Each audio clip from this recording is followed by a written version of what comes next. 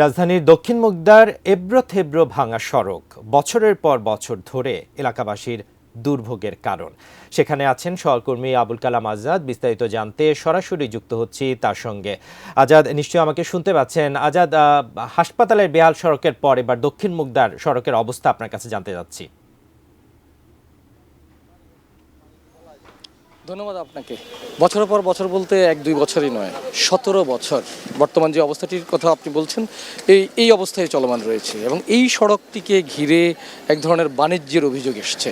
সেটি হচ্ছে যে সড়কটি প্রশস্ত করবার জন্য আশপাশে বেশ কিছু জায়গা এটি বিগত সরকারের সময়ে আপনার এটির বর্ধিত করার কাজটি শুরু হয় এবং সে সময়ে তারা প্রতিশ্রুতি দিয়েছিলেন যে যাদের বাড়িঘর ভাঙা বা স্থাপনা ভাঙা হবে তাদেরকে ক্ষতিপূরণ দেওয়া হবে। আমরা অনেকের সঙ্গে কথা বলেছিলাম যে ক্ষতিপূরণের লেশ মাত্র তাদের পাননি এবং কাজ অসম্পূর্ণ অবস্থায় ফেলে রাখা হয়েছে আজকে বেশ কয়েক মাস।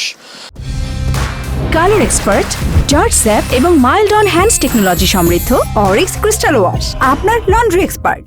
সড়কটি শুধু এবড়ো-থেবড়ো আর ভাঙাচুরাই নয়, এই জায়গাটিতে চলাফেরা করা যানজট একবারে নিত্য নৈমিত্তিক সঙ্গে দাঁড়িয়েছে। এছাড়া সড়কের মধ্যে যখন এই বর্ধিত করার কাজ করতে গিয়ে স্থাপনা ভাঙতে হয়, দোকানপাট ভাঙতে হয়েছে, ব্যবসা বাণিজ্য মোটামুটি বলা যায় যে প্রায় 5,000 ব্যবসায়ী এই দক্ষিণ মুগদা বা উত্তর মুগদা সড়কের মাঝামাঝি যারা ব্যবসা প্রতিষ্ঠান ছিল তাদের ব্যবসা